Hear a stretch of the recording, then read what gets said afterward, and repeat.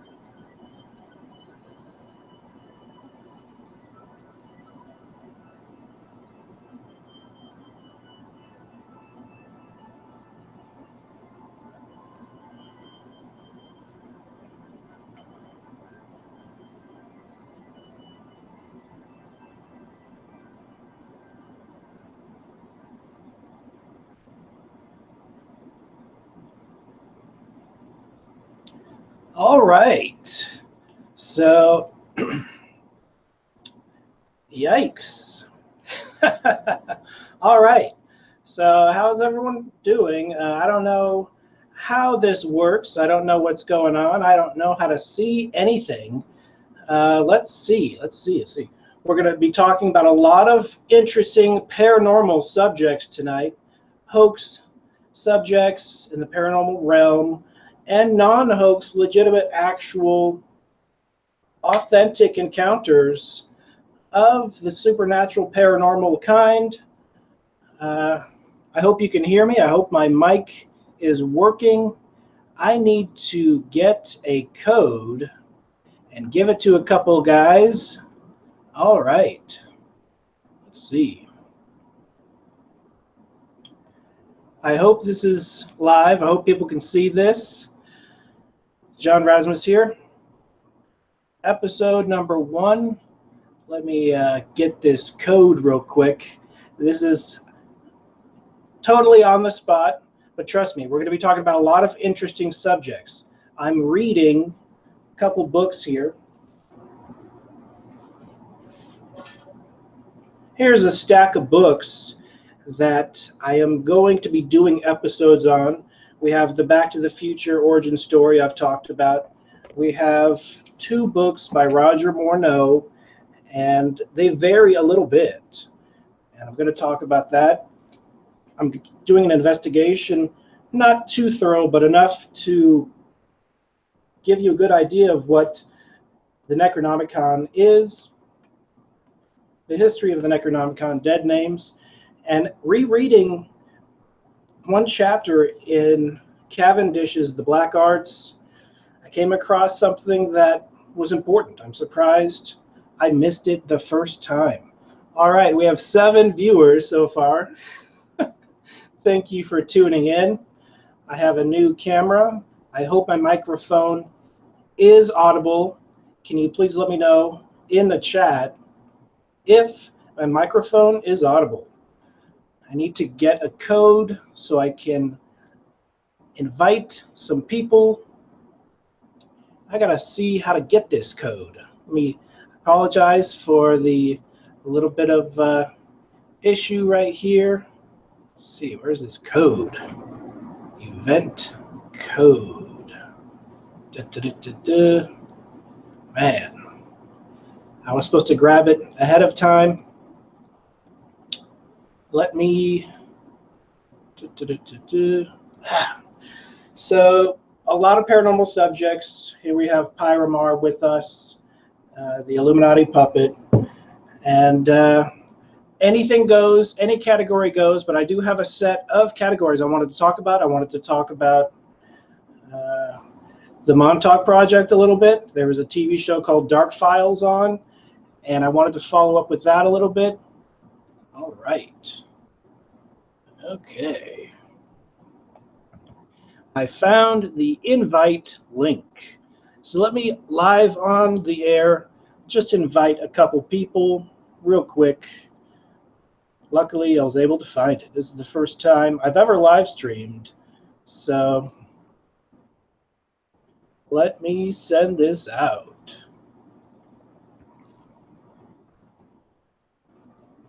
All right. So I've invited 2 people, and hopefully they can show up. I don't know how it really works, but here we go. All right. I apologize for the extreme amateurness of episode number 1. Let me just talk about, I found an extreme secret in the Black Arts by Richard Cavendish. I've already done a book review of this book, but I must have glanced through it. I did skip the astrology chapter because I'm not too big into astrology. So the first time around, I didn't thoroughly read it. You can see the famous abracadabra, little charm that they used back in the day. And I don't encourage people to use that. It's pretty much a triangular magical square. And here we have a regular magical square right here. I don't encourage people to use that. There's a secret behind magic squares. I'm going to do an episode on the secret of magic squares. I guess it's pretty common knowledge amongst occultists, but I'm new to the information. So when I heard about it, I was like, wow, they're not just mathematical. There's actually something to it. It's pretty scary, to be honest. And I'm not going to give the exact detail, but there is, on page 313, a story about the devil. Very freaky, because there are a lot of generic witch stories of witches getting together in medieval France, supposedly having these devil parties. A lot of these parties could be mythology. They could be nothing but a fairy tale created A lot of people will say they're created by Christians to freak people out, to not want to dabble in the occult. And most definitely some of them are fake. But I think some of them are real. Specifically the one mentioned on page 313 of Richard Cavendish's book, The Black Arts, because it reminds me of something I firsthand experienced. And I'm saving it for the book. I know I say that one too many times, but the biggest secret, page 313. I'm going to do an episode on that. Dead names. Peter Levenda is the #1 expert on the Necronomicon today. He goes around talking about it on a regular basis. I would like to interview Peter Levenda. He didn't write this book, Simon did. But according to some people, Simon died. Well, it couldn't have been written by Simon unless Simon was a group of people. I think Peter Levenda was one of those groups of people. The most hilarious part in this whole book, to me, is the actual seconds of discovering the box containing the manuscript for the supposed Necronomicon published in 1977. A lot of people say it's hoax, but I want to get to the origin story. Where did they find it? What's the cover story? What's the story they claim they found this Necronomicon?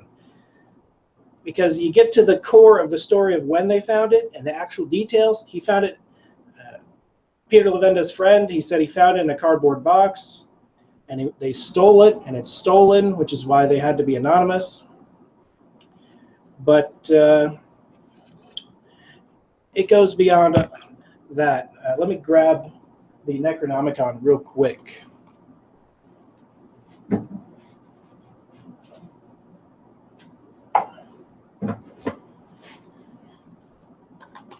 And a lot of people don't know this is more than just a fairy tale. At least it's wrapped itself into some dark stuff. Peter Levenda claims this book is harmless, and whether it's real or not, yada, yada, yada. And then he talks about how there are some crazy people that practice rituals. And he said this book doesn't endorse that. But this book has rituals all over it. And he claims people that record rituals are a little crazy. But supposedly Simon, the guy who wrote this anonymously, gave lessons on how to use the book at the Magical Child bookstore in New York, or maybe it was Brooklyn. And so what's the origin story? That box. They open up a cardboard box. They find an ancient manuscript written in Greek, which is translated from Sumerian, something like that. That's the cover story. So my question is, if that's true, and he said the coolest pages in the actual manuscript had drawings like this. Hopefully the people I invited can get in. Let's see what's going on. Okay, they're coming. One of the people I invited will be here shortly. Hello, Hey, hello. how's it going? I may already be here. Let's see what's going on. All right. See if I got my camera on. What's going on? So we have C.W. Chanter here. Awesome. Thanks for showing up. No problem. Hey, listen, thank you so much for having me. Yeah, Give me no a second here while I work out my own little technical difficulties here. Okay. Trying to Yeah, figure out why I'm... I started a little late because I started broadcasting without clicking the broadcast button. So for You know what? Right.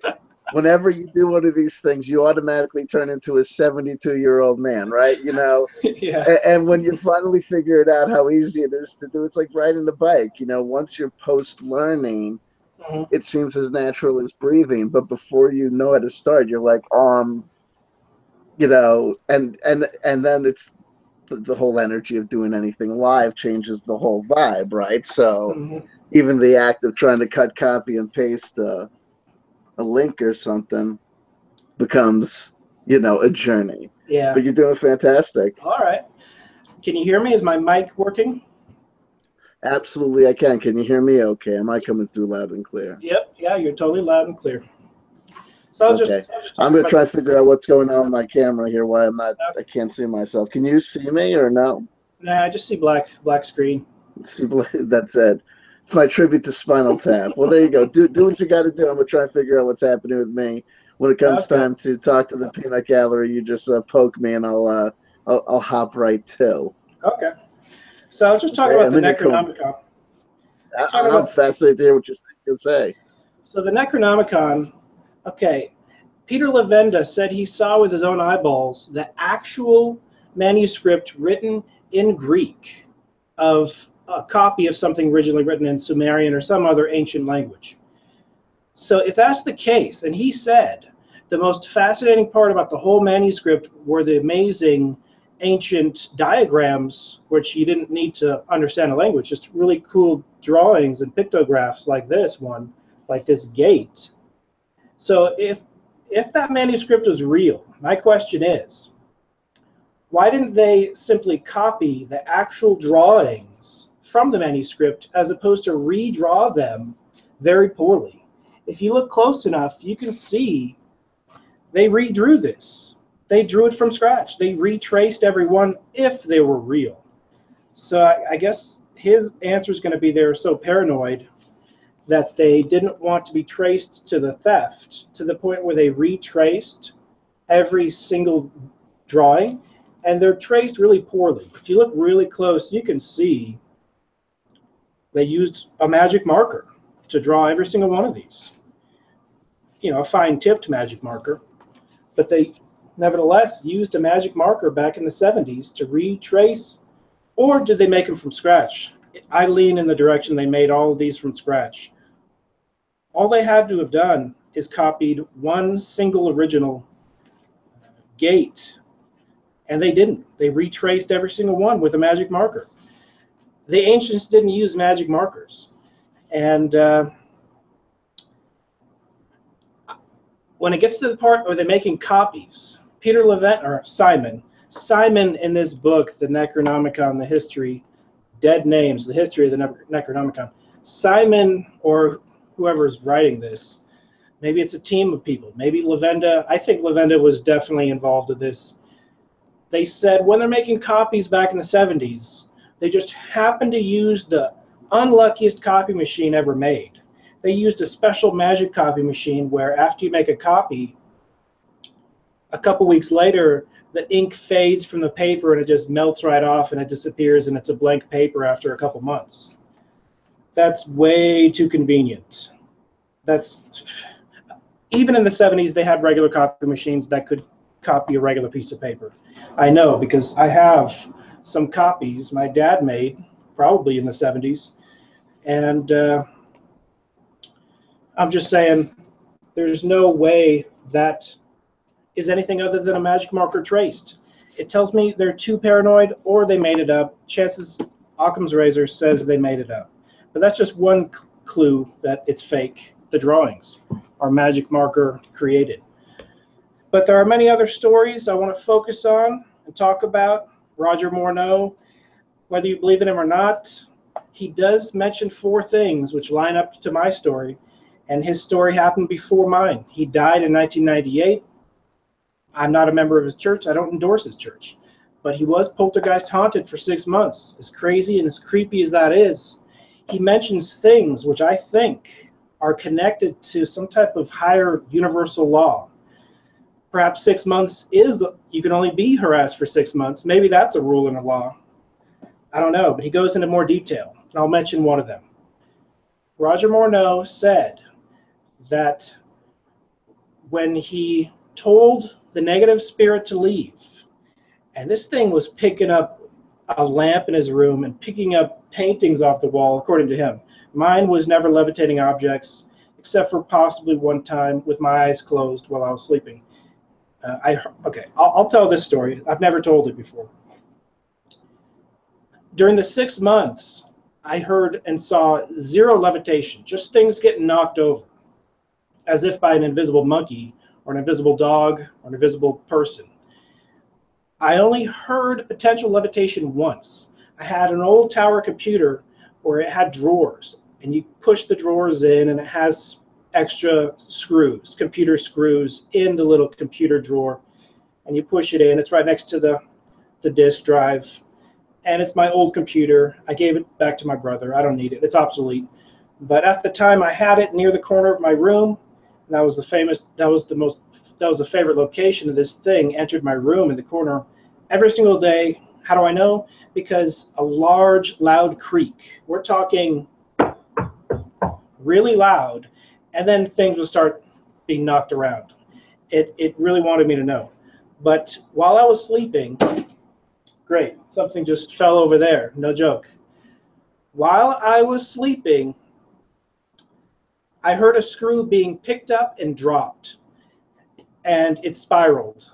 And that's the only time potential levitation took place. A screw inside of a drawer inside of my computer near the corner of the room was picked up, dropped, and I heard it spiral. And I was like, whoa, that's weird. And there are many more creepy, crazy stories. That's pretty subtle compared to the other things it did. But it never levitated objects. So I think it saves those for special occasions, special shows. Supposedly, Roger was already getting money from gambling off of the spirits helping him pick the winning horse. So he was in really deep. I was never in anything like that. So I don't have any connection to any secret society. I was never a member of anything like that. You have any thoughts on that, CW? I can't hear you. Hey, no, can you hear me now? There you go. There you go. You know, I usually try to mute to so that you don't hear loud, rude noise or any of the poltergeists in my house. Yeah, did you hear that thing fall down? You know, I didn't, but you know, it's one of those things. You know, the thing that I like and respect about you is a little bit like me. You got a foot in two camps. You're both out here looking at this stuff skeptically and investigating, and at the same time, you have your own inexplicable, weird experiences. I know it seems like a contradiction, but I'm dead serious. You know, right? And it's one of those things because only if and when you experience these things firsthand, do you take them as seriously, you know, and get that motivation. You know what I mean? Too bad it does. It seems to be you were talking about laws of the universe. Mm-hmm. Whether you could mess with some guy, whether there's a law that said this, and it seems to be a law in the universe that there's like an inverse proportionality to how believable or authentic a person's story is with how much traction they're going to get in this alternative conspiracy, new age, spiritual, occult world. You know what I mean? If you just nice T-shirt. Call it, thank you. So if you just call it like it is, say it is what it is, and you don't embellish and you don't go on a lecture tour, forget about you. You never, no one wants to hear about you. But if you've got something really fantastical to say, the poltergeist starts talking back to you and dictating books. Oh, baby. You know what I mean? You're off to the races. You're going to do great. You know, you're going to do fantastic. Yeah. It was also interesting to hear you talk about the Necronomicon at the beginning because, you know, I've so far in my journeys been swayed to the proposition that Peter Lavanda was Simon. You know what I mean? So it seems like you have a different worldview. So that seems like that we would have an interesting discussion about that. Maybe they're just some things that I'm taking for granted or things that I'm not looking at. But, you know, it's been years now since I've been going around at, you know, dinner parties being like, Simon, everybody knows who's Simon. It's Peter Lavanda. Get out of here. At this point, Peter wants people to think he's Simon, though. Which is a little odd. And that's, you know, that's the black magical game, and where people have to be really careful because there's no one on that side of the fence that's saying to you at the point that they're inviting you into the Hall of Mirrors, they're saying to you, oh, by the way, I swear to you, I promise you I'm your friend. I've got nothing but, you know, the best of intentions for you.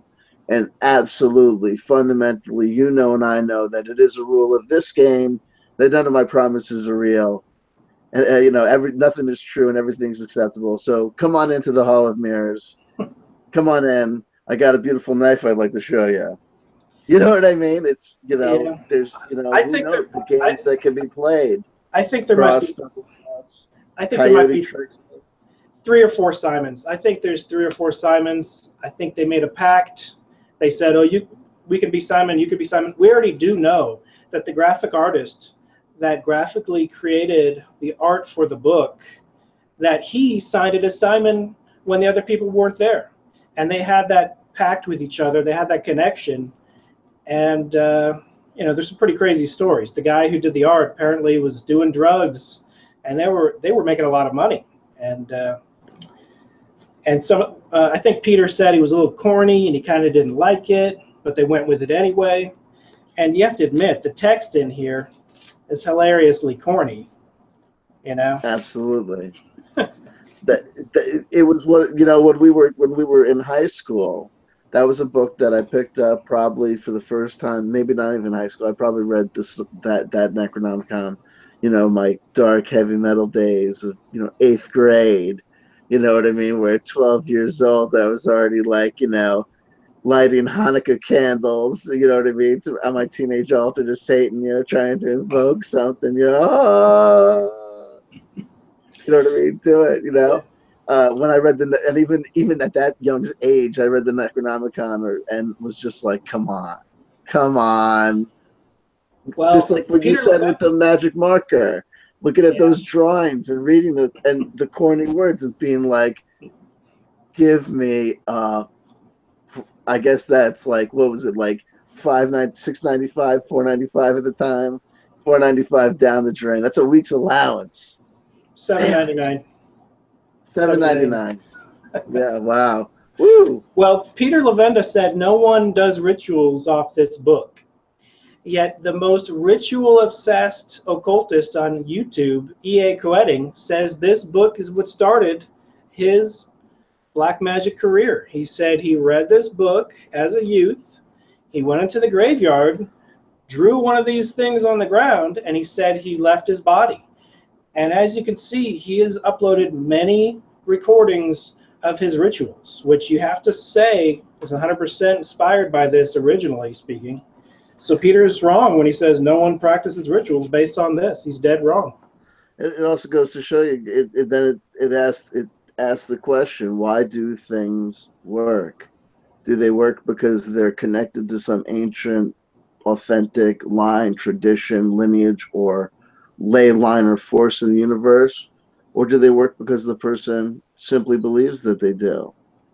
You know what I mean? I personally believe that you could absolutely have an instance or a situation where a person learns everything they fundamentally know and understand about their precognitive and ESP abilities from a Time Life book written by some hack editor who was sitting there on commission and who absolutely did not care, give a damn, believe, or think about ESP or, the paranormal at all. Was just, clipping articles and whatever and making stuff up as they went along.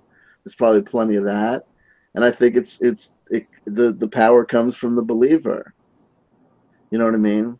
That's why you look, there's so many people that in the rear view of hindsight look at the guru that they just spent 20 years of their life on their knees in front of and say, how could I not see that this guy was just the biggest jerk, like had done no inner work. He was a moron when it came to spirituality and insight. How could I? Because you never encountered him. You encountered him in your mind. You made all that stuff up where he just looked at you with a glance and communicated to you everything you needed to know about your mother. That was all your internal head game, But whatever. After researching the occult for a good 4 years, not too many years, I would say the Necronomicon is one of the most important occult books in the past 50 years. The reason I say that is because in 100 years, in 1,000 years, people are going to be looking at this the same way that a couple hundred years ago they looked at the King Solomon's Goetia or Goetia. That book, I think, is a hoax. That book is a hoax as much as this is a hoax. But they both work. Right. And I think they both work based on the state of mind of the person. EA seems to be pretty dead serious. He went into a graveyard and drew it. He was by himself, and he woke up after passing out, leaving his body. Right. I don't know if any of substances were involved, maybe, and definitely people say that sometimes can enhance the experience or extremely, the drug route. I don't want to talk about that too much, but I think this book does work to a certain extent. I know it's most definitely fake, but the guy, I read an article recently. A guy said that the author borrowed greatly from the Goetia, and that they did draw their own sigils, but they were heavily inspired by the sigils in that book. And apparently there are some historical errors made in here, and so those experts can talk about that. I don't know, obviously, what historical errors they are. I guess one of the demons has a name which doesn't make sense with Samaria, something like that. Right. But I think it's interesting because I think in a couple hundred years, people are going to be looking at the Necronomicon 10 times more real. They're going to believe it 10 times more than people do right now. Right. Well, it's like, where do these things come from? It's like, if anything sticks around and has traction, it really doesn't matter if it's true or not true. It's like, tales of, Yeshua or Jesus Christ or Mohammed or any of these ancient historical figures or any of these gods. There's speculation that, how did these myths, legends, and things get started? Nobody knows, but it might just be that a story takes root, is universal and universally applicable in some way, and before you know it, it's lost to history. It's lost to the sands of time that it's an aggregate character or a mythology, and it's accepted as a foregone conclusion that that this individual or that individual was a historical person who walked the earth. Brandon, what's going on? Hey, Brandon, how's it going? Hey, guys. Yeah. He just showed up after doing his best David Letterman impersonation, coming back flaming down up the East Coast in his hot new I'm Not Getting Older mobile. This guy. Yeah. Brandon Young. Listen, Brandon, word to the wise, cocksucker. Oh, sorry. Try to keep the language good. Well, there goes monetization. Oh, thank you. I want to take this moment to say thank you so much from the bottom of my heart to John Razimus for making the decision to invite me to his first live broadcast. I apologize. I apologize, sir, because I know how crazy things are getting with the algorithms. You know what I mean? So I promise to be on my best behavior, though it might very well be too late. If anything, if I plead my defense, I was driven jealous with rage, or rage and rage with jealousy. I don't know if you're checking out Twitter, not to get too far afield and not to hijack the whole thing here, but Brandon, word of advice there. If you're trying to convince people, if you're actively trying to convince people that you're not an NSA, CIA, FBI shell, right? If you're not out here backstabbing, making connections between all these people and all these internet radio broadcasts, if you're trying to convince people that you're not a CIA shell, why don't you refrain from posting pictures of your brand new Porsche on Twitter? Right. This guy. Well, I almost got the vanity plate Dark Alliance, so you should. Is that available? It should have gone the vanity plate if this Porsche shows up in the river. It was C.W. Chanter. This guy's got real problems. This guy. This is awesome. This is great, and I'm happy to. This is, I hope, the first of a few more live streams to come. And I think live streaming is the way to go. And coincidentally, a few different people who haven't live streamed today. So that's really good. Wow. This Porsche is pretty nice. Oh, yeah. Pretty nice Porsche you got there. That's it. Read the text. I'm so happy to be a partner with the CIA in this new endeavor. If I'm lying, I'm dying. If it says something else, he's edited it. Nice color. Boston to DC in 4 hours. That's it. Wow. That's it. Nah, I'm just kidding. Yeah, Brandon Young, brought to you by Waves. Yeah. Enough of me. We're talking about Necronomicon. And, yes. Simon.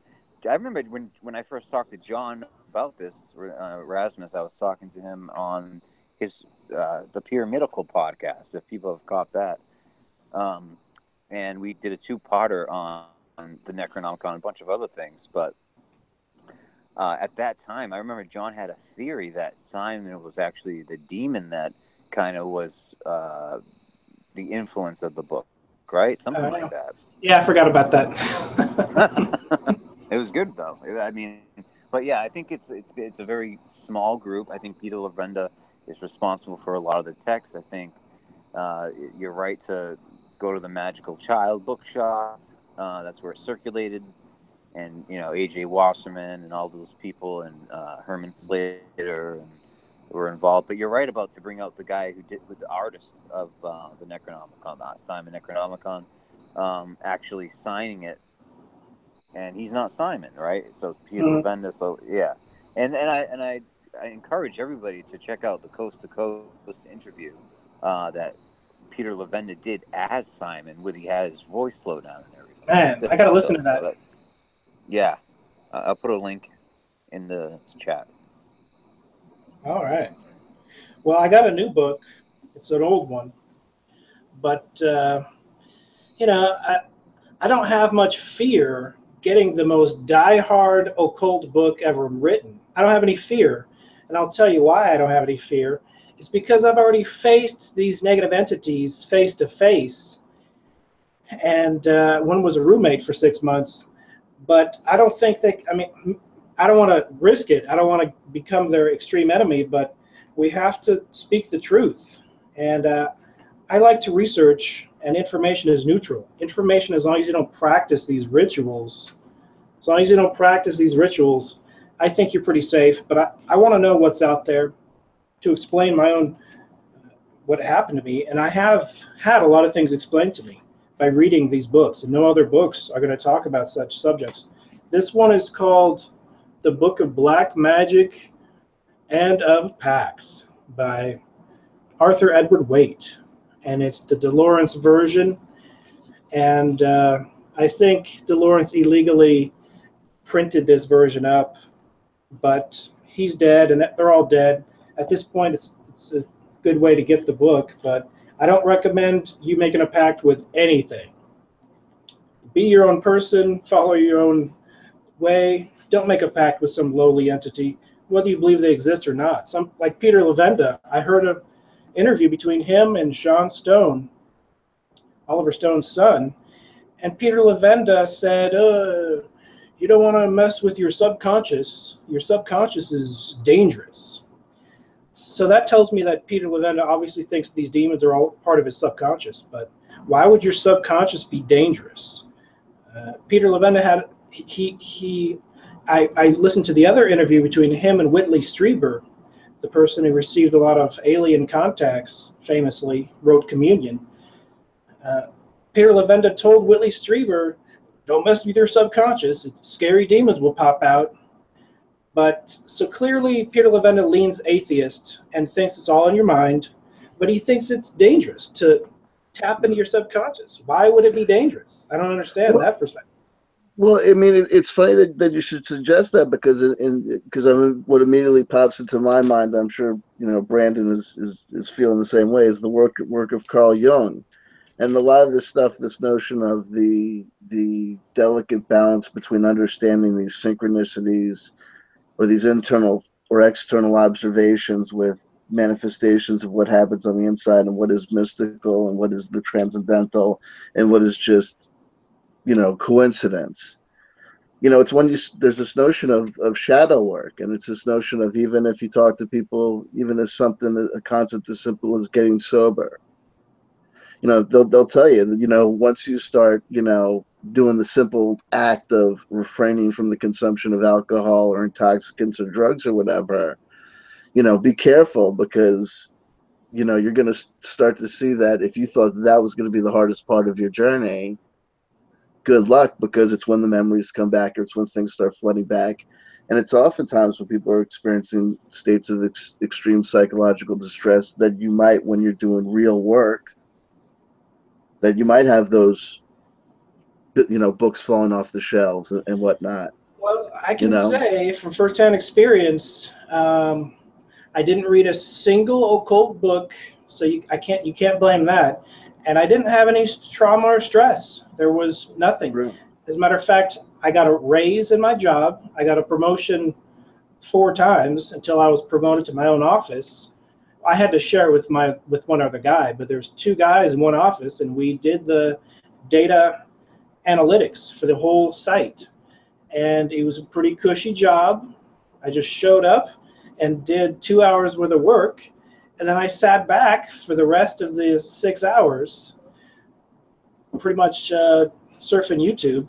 And it was the cushiest, laid-back job. There was no poltergeist. There was nothing negative. My supervisor, managers were really cool. Everyone was great. Everything was going great. And then I get back to my apartment that I was renting. It was a room in a house. And I found it on Craigslist. I think it was $400 a month. It was dirt cheap. It was the only thing I could afford. I mean, I guess I could afforded maybe a couple hundred more, but I didn't. What happened was the house before that, I was renting with some guys. They got a dog. The dog crapped all over the house. They had parties, nerd parties. Dungeons & Dragons really nerdy parties, but I didn't like the atmosphere. They didn't clean. The whole place was filthy. And this poltergeist house, at least it was clean. The lady kept it nice and clean. I don't think it was the lady. I think it was just some strange events on the plot of land in connection with me, because I think 6 months earlier, a higher ranking entity, I pissed it off. And I'm going to tell in the book why I pissed off a higher ranking entity. So I recommend, if you have a chance to not piss off a higher ranking entity, don't piss them off, because they'll remember, and 6 months down the road, they might send a little imp demon after you. I didn't mean to piss it off. I was just being my regular self, which I guess was a good person. But I'm not even going to brag. Maybe I just got to the wrong place at the wrong time. But I was living in my sister's house. I moved to Santa Maria, California, living in my sister's house, and just minding my own business, going to work. I started that job that later I got promoted at, and I was just doing. The job was actually Zynga support. I was just doing emails support for people playing Farmville. That was the game. It was pretty cushy. There was no stress in my life. Everything was going good. Everything was fine. I moved into that place because it was cheaper. I think the guy's place was $500, so I went down to $400 a month. And I got a new Toyota. Everything was going great. But 3 weeks into this place, I started experiencing stuff fall off the shelves randomly. And I was just kicking back, eating a burrito from Taco Bell. I think that's when the potato burritos first came out. I was eating that potato griller from Taco Bell for the first time. That's a good one. Those are good. Those are good. And I was just kicking back. I was just watching. This was before Netflix, I think. So I actually went to Redbox to rent a Redbox DVD and actually physically put it in my computer laptop disk drive. And I remember the horrible movies I rented. We're talking Funny People starring Adam Sandler. Horrible movie. I couldn't get past 15 minutes. I had to take it out. I didn't like it because the movie's about a guy that's really sad, and I think he's dying or something. So I didn't particularly like that movie, but I would just renting movies every week, kicking back, Poltergeist, knocking stuff over, not constantly. It would start the second I got home. I worked 9 to 5, got home around 5:15, 5:30, every single day for 6 months straight. Something would knock over. And I want to replicate and reproduce exactly to the best of my ability, even using special effects to show what it was like, but it was freaky, it was creepy, and Roger Morneau, the guy that wrote these 2 books, he said he experienced 6 months of poltergeist activity, and he said one of the strongest urges he had was to not even acknowledge its existence, not talk to it, and that's the same for me. A lot of people say, why didn't you film it? Why didn't you record it? I was a YouTuber doing hoax hunter videos. I wasn't doing ghost videos. I didn't want to record Poltergeists. It was totally different from John Teeter. It was totally different from Montauk Project, which I do want to talk about. I want to talk about the Dark Files and the Montauk Project episode. I hope you guys saw that. Definitely. But I was not doing anything ghost related, poltergeist, demon related, nothing like that whatsoever. It freaked me out to the point where I didn't want to film it, because I would see a bottle of water 10 feet away get knocked off my shelf. And it was usually a really lightweight bottle of water, maybe like half full or less. It had a limitation. Its limitation was pretty weak. And then it jumped on me in the middle. But if I set up a camera, see, these things that got knocked over, I would say about 10 a night. Maybe once every 30 minutes, maybe once every hour, maybe 3 in 1 hour. I couldn't time it. I couldn't clock it. And I didn't want to communicate with it. When there's a negative entity in your room messing around, or even if you don't know if it's negative and you're just scared, you don't want to talk to it, the last thing you want to do is set up a camera and say, knock over some stuff for me, please. And I already knew what would have happened. It would have, let's say it knocked over a bottle. Am I now in a contract where it knocks over stuff and I become a full-time YouTuber? And exactly. Inviting this thing into my life? I didn't want to invite it in my life, and I already knew what would happen. The comments would say, you faked that with invisible string. You just faked that with fishing line. So all that, bringing some negative entity in my life just so I can get a comment of someone saying it's fake, I literally had the thought in my head for 6 months, or it was closer to 5.5 months. The line from the movie War Games, the only way to win is do not play. I didn't want to play its game. I wanted to stay out of the game and not play and ignore its existence. And I could feel when the thing walked through me, of all things. I have that ability. And I was so good at pretending I didn't hear or notice anything that sometimes it would walk through me multiple times in 1 minute because they wanted to get my attention that badly. I wanted nothing to do with it, but I think it's an important subject to study, which is why I get books like this. But let's talk about Montauk. Brandon, or CW. Yeah. CW, did you watch that Dark Files on the Montauk Project? You know, unfortunately, I'm not going to get up here and try and BS anybody. I did not. But I am very familiar with Montauk and have been studying it for years. It might be free. I clicked on the History Channel website. I think it was on the History Channel. And it said, who's your cable provider? I clicked DirecTV, and I was able to watch it on their website. I think only for the next 30 days or something, it might be available there. But I'll be sure to check it out. There's a scene with Stuart Swerdlow, which is over the top hilarious. There's a scene, oh my gosh, there's 3 guys. And one of them is a long-term investigator that lives in the area. He's obsessed with Montauk. He's been out to the site, Camp Hero, hundreds of times. He's jumped over the fence. I think he said he's got arrested a couple times, but only to be immediately let go. It's not a huge crime to jump in a park, a fenced-off park that's closed by the government. But he risked it because he really wants to know if there's an underground base. And I've been investigating Montauk, people don't know this, since 1997. It's when I first heard about it. I investigated, bought all the books, MontaukProject.com, the forums went up in the year 2000. I posted and actually talked with Preston Nichols, with Peter Moon on those forums, and a lot of the other people. And one of those other people is probably the guy on this show. He was that obsessed.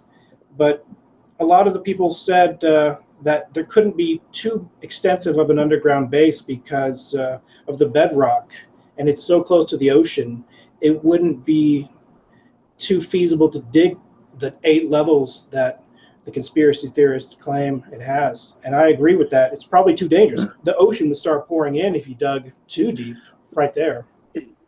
Montauk is one of these things. If you take a moment to think about things even mildly skeptically, the whole thing blows apart like a sandcastle, in the effing wind.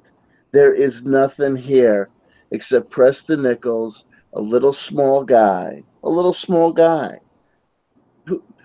whose life has value whose life has as much value as any person's life has any sort of objective or subjective or theological or cosmological value. He's a proverbial child of God, right? But he just made up this fantastical story. And it's the kind of fantastical story that a guy that if you saw him making it up on the street corner, you'd say to yourself, you'd give him $1.50, you'd say, hey, buddy, go get yourself a cup of black coffee and a hard roll, and God bless you. And I'm going to keep on walking, okay? As they mutter on about there was a beast, and it came out of nowhere. And I was like, what kind of monster? And then I remembered that at night, sometimes I'd have these dreams of being this millionaire executive. And I realized that's what they were doing to me at night. At night, I was a millionaire executive with the caviar and the ladies and the movie stars and everything. But during the day, I was just everyday good old me. And it all happened over there at this. There are military bases of various descriptions and various amounts of interest, right? There's things like Area 51. And then there's things like depots and armories and registrar's office, right? You know what I mean? And clerical facilities, you know what I mean? And storage facilities. Places like where this whole Montauk thing was supposed to have happened. And at the end of the day, the story on Montauk really seems to be that Montauk was created the minute Peter Nichols met a guy like Peter Moon, who was willing. Preston Nichols met Peter Moon, and Peter Moon said, well, you know, it's something I can write this year. And the presses get published. And then, you know, and then what happens is that some older liar comes out of the woodwork, like Al B. Locke, and says, I'll do it. I totally endorse these guys. Oh, yeah, I remember these guys. Oh, yeah. Oh, from the secret meetings and everything. Totally. These guys. Duncan Cameron. Oh, yeah. Oh, Duncan. Oh, me and Cameron go back. And his brother. Way back. I read every single Montauk book. I read every single one of them. And some of them are hilarious. This is probably hysterical. This is the most comedy-filled one, where Preston says he recorded the storm on Riders of the Storm, the Doors' famous song, and of course he recorded the kids from some Pink Floyd song, or he recorded the Beatles on this. He recorded Jimi Hendrix of that. He knew the Beach Boys personally, but he doesn't have a single photo of a single one of any of the guys. I wonder why. I mean, if you met all those people, you think you would get one photo. There was a flood in his mother's basement, apparently, probably, you know. Darn all the luck. You know, I was going to save that teleportation device. I said to myself, now remember where you put the teleportation device, because people are going to want to see this. But I don't know. It's here somewhere. One of these days I'm going to get around to it. In the meantime, take off your pants, young man. Right? Yeah. Okay. Isn't that what we all? Speaking of deprogramming, that's the trigger word which triggered Stuart Swerdlow on the Dark Files when their most recent History Channel 1 hour length, I think it was, the Dark Files on the Montauk Project. These three guys, they go to Stuart's house, Stuart Swerdlow, and I've heard of Stuart's name since I read the first book. Even in the year 2000, most people who believed Preston didn't believe Stuart. He always said he was the #1 Montauk boy. But anyone can claim the #1 they're a Montauk boy, and Preston will vouch for them. Preston will say, yeah, there were 1 million Montauk boys. Of course he is. Of course. He wrote, okay, this is what the people say on the show The Dark Files. They said Stuart was a grifter, and he was just riding the coattails of Preston. I don't disagree with that at all. I love the fact they called him a grifter, to be honest. The guy asked for a reading. Preston claims he can leave his body and read people and know everything. When you claim something like that, and you can't back it up, you are going to look a little bit dumb. You know, I mean, I don't claim I know hardly squat, and therefore I don't have to back it up. Although, you know, I understand my story is pretty fantastical, but I've already told many times I can't prove it. Right. Well, no, I mean, but I mean, it's not quite as fantastical as the stuff that they're trying to sell us. Where they try and sell us on Montauk, but of course now, as you were saying, when you're talking about, you know, the effect or where the Necronomicon is going to be in 50, 150, 200 years. Look how fast it can happen. Now, how long does it take for some wackadoodle theory to become accepted as Bible truth in this Flat alternative Earth. community, right? Montauk Project, Flat Earth, you know, any of these things, you know, oh, everything's a false flag. It takes a little bit of time. Blue Avians, it just takes a little bit of time to hang out, and then it's accepted. You know, if you go to some places, they'll talk about the Montauk Project like its existence is as accepted and settled a proposition, not as to the cause, like saying as the cause of the Vietnam War, but the existence of the Vietnam War itself, right? That they're acting like Montauk Project, Montauk Project, Montauk Project, like we would talk about 9/11. Like it's just saying that happened, or saying that therefore de facto justifies somebody's story about Project Looking Glass, Right. you know, or something else. And it's absolutely just a bunch of stuff. And how little did it take to get the fire started? I mean, if you look at Mr. Nichols, no offense, everybody who's ever commented upon him has said two things.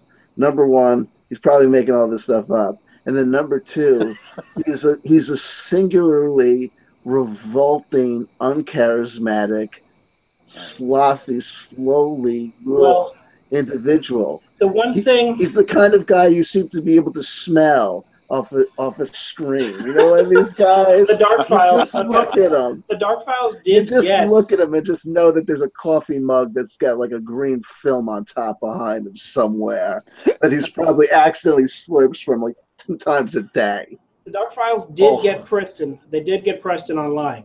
They actually proved a lie. The guy asked him, "Where did you get your electronic engineer degree?" And Preston said, Tampa. They looked it up. He did not graduate from Tampa University. So, I mean, they got him on that. They got him on that right there. So, but it doesn't matter how many times you get them, right? They slip through your fingers. They slip through your fingers. Like Michael Salla famously, remember a while ago, people, not to shift things into a different direction, but I think it's pertinent. Corey Good, right, was coming out saying Michael Salla is looking into my story with FOIA requests. Corey Good just admitted that Michael Salla's FOIA request on Corey Good's grandparents' military career that he relies heavily upon turned up nothing. And what does the Blue Avian community say? Do they say, well, Corey, now I think it's time we sit down and have a frank conversation about the fact that you're lying? No, they go, ooh, it's more evidence of the conspiracy. Exactly. They've wiped Corey Good from the record. Yeah. Oh, crazy like a fox, those powers that be. I just want to mention the Montauk Project real quick.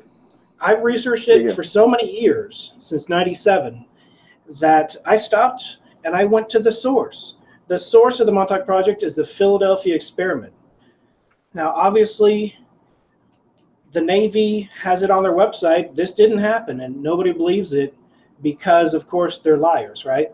But Carl Allen wrote in the margins of the UFO book, he invented the story. Back in the 40s, late 40s, early 50s, Carl Allen wrote the Philadelphia experiment in the margins of a UFO book. I believe the book was by a guy named Morris K. Jessup, and he mailed the copy to the Navy. And the Navy back then, apparently, they took everything seriously. They reprinted his margin version. It became the Vero copy. It's a highly sought after rare copy. The military mailed it to the author. He became obsessed and he wanted to know who wrote this because the guy seemed to have some type of schizophrenia going on, or at least he pretended to. And he claimed to be 3 different aliens in the story, telling the story. But later, Carl Allen admitted 100%. He admitted in a letter to his dad. He admitted in a letter to his mom. He admitted in a letter to Morris K. Jessup. He wrote many people. I made up the story. I wanted people to research Einstein's theories. I wanted teleportation to be real. I want the scientists to start working on it, and I hope this story motivates them, but I made it up. It's fake. And those letters are dated the 50s, before any movie or TV show or book copied the Philadelphia experiment, made money off it. Carl Allen changed his name to Carlos Allende so he couldn't be found. He was that much of a tall tale teller. And he was found, and his dad was found. And when he passed away, but his dad was still alive. And someone investigating it, you can find this. I can't remember the name of the documentary, but someone tracked down his dad, and the dad admitted, here's his records. He did serve near the boat, but he's a tall tale teller. And actually, what happened was Carl Allen saw a degaussing of a ship. They were demagnetizing the ship. So the USS Eldridge, when it went out, there were a lot of water underground magnetic mines. And these mines would attach to the ship would blow up. But if they degaussed it, they demagnetized it, it would make the ship invisible to these water mines. And that's the process Carl Allen saw. He didn't understand what it was. He asked someone, hey, what are they doing?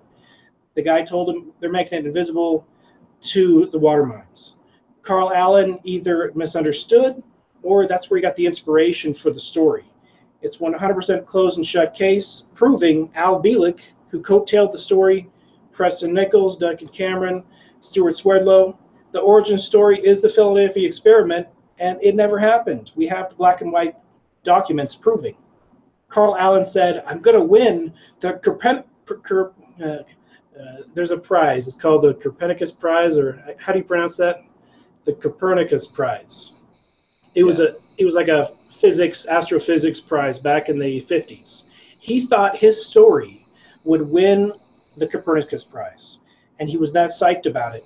And when he saw people were making money off of it, he came forward, I think in the 70s, and said he was all fake, and admitted it, showed the documents.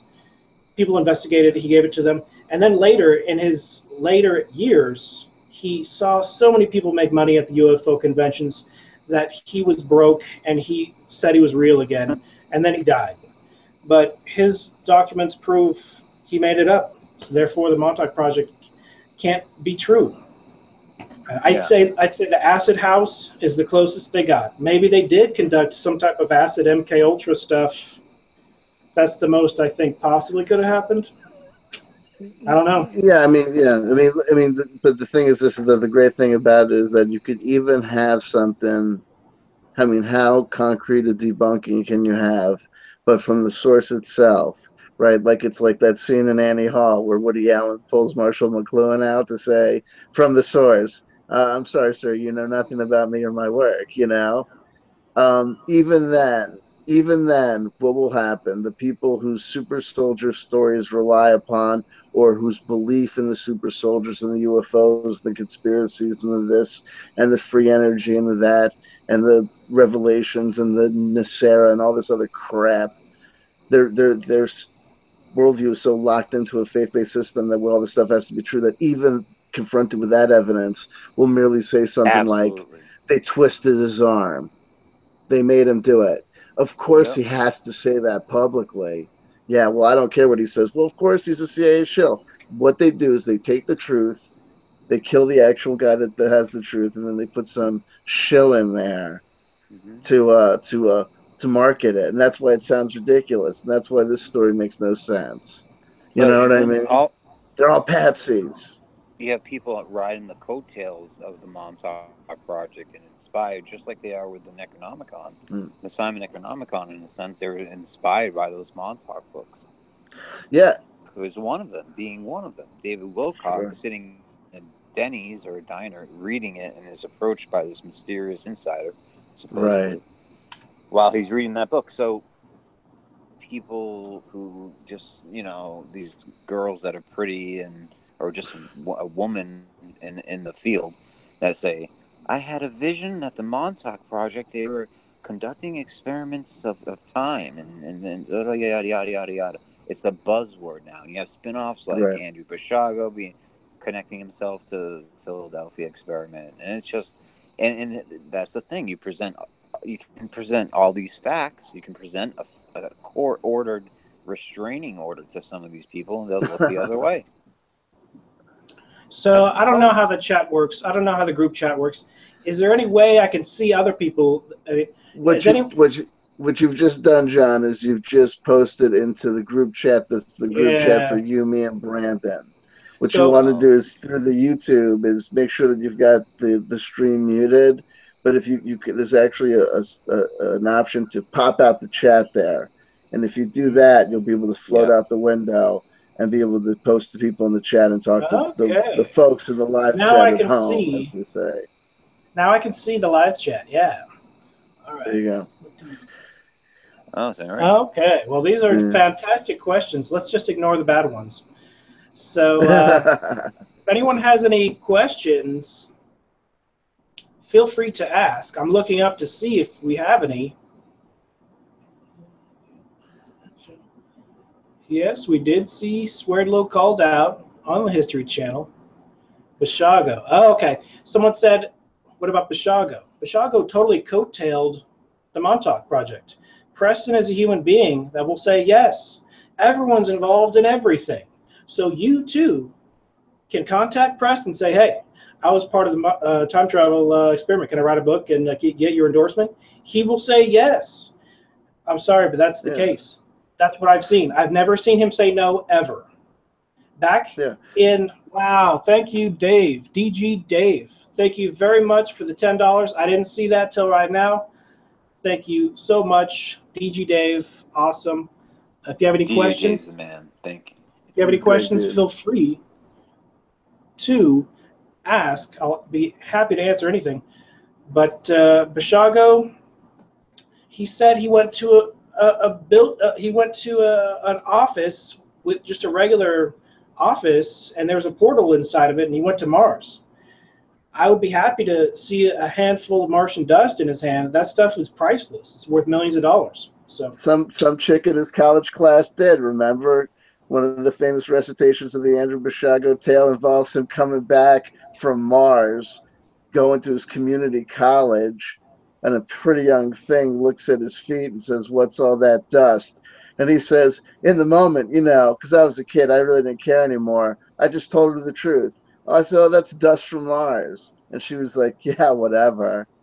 That's out of his mouth that story came. This nonchalant story. But I think you're absolutely correct that his story is inexplicably tied to Montauk and the Philadelphia experiment. If those things are debunked, then Project Pegasus goes away. It goes away. So DG Dave, let me read his comment. He wrote, "You guys are great. Mark me down for your first super chat. And I did notice you. I thank you very much. Any support is extremely grateful. There are people on Patreon who have donated to get this very Logitech camera I'm using right now, and thankful for them. One of them over the top donated for this camera. And I asked, can I mention you? What should I call you? He said, don't call me by any name, but I thank you extremely very much for the patrons on patreon.com/Razimus. Everyone knows the apocalypse, it's 10 times worse than anyone can even guess from my perspective. I've been on YouTube since 6/6/2006, on my old channel, on this channel since 2009. And with David Bowie, it went up a lot, but ever since it's gone straight down, understandably, because I made 4 David Bowie videos before he passed away. I didn't do it for the money. I did it because I was inspired, and perhaps I was inspired because subconsciously something, who knows, there's spikes in information. I don't know if you heard about those eggs that collect random data, but supposedly there are spikes before huge events. I don't know what happened. I don't claim to be super psychic or a super soldier or anything like that. Just to interrupt, just a simple housekeeping thing. John, if you look next to people's names in the chat, you can highlight them next to the 3 little dots, and you can give some of them what's this little blue thing called a wrench. And if you gave one to me, Brandon, or DG Dave, actually, it might be worth your while, so you don't have to police the chat yourself, because you've got a troll. So do I click really? add monitor? I click add monitor. Yeah, if you do it, it says add moderator. Add moderator. Yeah, okay. PG Dave's now a moderator, and there you go. Let me do that for you guys too. Add moderator, and CW. Have you chatted in the chat? I at the beginning I said hi to a couple of people before we got started, and as I was waiting for things to get. Can you type again? Type something. Yeah, sure. All right. Yeah, I don't apologize. People saying the N-word or anything like that. That's not what this channel's about.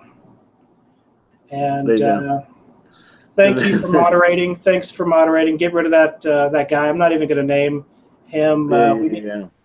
This channel's not about saying any. I can tell you one thing. There are countless conspiracy guys which say a certain ethnic group runs the world. You're never going to hear me say that, and I'm not going to apologize for not saying that. I'm not in the position to say any particular group runs the world. That's not my style. You might have heard a certain type of thing you can eat, gate. I'm not going to talk about that either. That gets channels stricken down and destroyed. Me just talking about ghosts and books I've read, it's hard for me to monetize those. I don't want to jump into the realm of a super target. A lot of these channels are getting targeted. I'm not political. I try not to be political or religious or sports, just like Art Bell. No politics, religion, or sports. This channel is about the supernatural, the paranormal, the occult, both hoaxes, busting them, and finding out if they're a hoax or not, and knowing it's not a hoax, but the paranormal in general. So, hey, Brandon, do you have any opinion on the Dark Files episode, or did you see that? Yeah, I caught the. I thought the best part was the Stuart Swerdlow part, where he basically was triggered, told the crew to get out of the house, and his wife is over there berating, the History Channel guys. Yeah, I thought they were pretty dead on, in their conclusions. I thought that they were actually. I thought when I first heard about it that they would mention you in the series in some way, because you've done a lot of work on it. But who knows? There's a lady named Chica Bruce, which has done more than me, because she went out, she met Preston, she met a lot of different people, and she came to the conclusion that it's creepy and disgusting in the realm of something she didn't even want to talk about. So she kind of distanced herself. She distanced herself from the whole thing, but she was diehard into researching until she got and met Preston and found out it's kind of creepy and scary at the end of the tunnel. And she's also famous for being the one that looks like a model, and realized very quickly that that there was the big bar to her being that any of these people talking to her was that they just weren't interested in girls. You know what I mean? You saw the same video I saw, yeah. I saw, the first time I became aware of Stuart Swerdlow is I went to a conference in, this is the height of the internet boom, when everybody was throwing money around like wildfire. There was a thing called DisinfoCon in the city that was supposed to be the modern equivalency to the Nova conference that happened around William Burroughs in the 70s. They had Adam Parfrey from Feral House spoke. They had Robert Anton Wilson spoke, Genesis George from Psychic TV and Throbbing Gristle spoke, and they showed a couple of series of videos. And one of the videos they did was a video piece by this young woman investigating the Montauk experiment, and we get to see Stuart Swerdlow and get to meet him for the first time. And I was like, this is just ridiculous. I didn't want to believe this, but here we are. Not 17 years later, and it's like already, like it's already set in stone. This guy's legit. That this guy knows what he's talking about. If you want to see a great Stuart Swerdlow video, there's an early Stuart Swerdlow video from one of his first or second speaking tours where he tells this fantastical story about being handled by a young woman who was sent by the CIA, the powers that be, the Illuminati, to control him. And it's so very obvious that he just went on some sort of cocaine-fueled run away from my family with some crazy skirt binge. And he just obviously is telling the story to the audience that he told his wife. And I wanted to go home, and I would say, we're not having sex anymore, and I'm going home to my family because I love my family. And she would say, I'm your CIA handler. And if you try to go back to your family, something bad's going to happen to you. And say bad's going to happen to them. And I was like, what could I do? And so Stuart Swerdlow, incredible. Yeah. So someone has a question in the chat by Sims Reviews, and he said, hello, John and guys, turning in from Sweden. Did the poltergeist ever bother you again after it left? Well, I don't think it ever, possibly it never left. See, I moved out of that place. I rented it for 6 months, and I moved. I moved, to be honest, only to the same rent price down the street. So I was not even maybe 1 mile down the street. He was actually on the same road. And I was only there for maybe 2 months, and then I moved back to my current house right now. But it did sort of follow me down the road to that new place. There was no more extreme poltergeist activity, but I did have a pencil. Let me go get it. Let me go get the pencil thing just to replicate what it did. So, question from the chat here while John's getting that. So, all right. So I moved down the street, and this was sitting in the corner, a different corner, a totally different room, and I heard this a couple times. And that's literally the equivalent, other than it's goodbye. And I totally forgot this. It left my mind, but I made fun of it one time. It was easily 3-4 months prior. I totally forgot about it. I said, the strongest you can knock over. I wish I could get something to knock over, but here's the SpongeBob house. I said, the strongest you can knock over is like that. And then I said, nah, you could probably more like my pinky. And I made fun of it. And what happened was, as far as I could say, not too long after it played with the pencils in my cup, it dead center, the center of my forehead, full force flicked me right here. It felt like a rock was thrown at my head randomly. And I recognized it as a flick. And I think that was it saying goodbye. I moved back here, and I haven't experienced hardly anything. A couple knocks here and there, nothing horrific, nothing too bad. But I have a theory, and I'm going to be mentioning it in my book. Carl C.G., I called him Jung, but it's Young. Everyone corrected me on how to pronounce it. It's Jung. C.G. Jung said that it was his psyche. Well, the reason I think he would have thought that is because he recognized the thing followed him wherever he went. It followed him. Therefore, it had to be his psyche.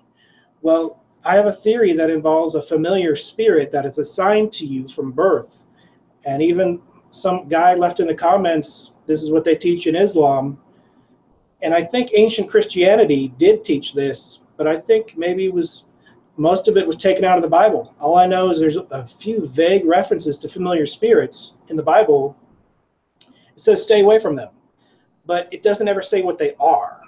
So how are we supposed to know how to stay away from something if we don't know what it is? But I think something is assigned to you.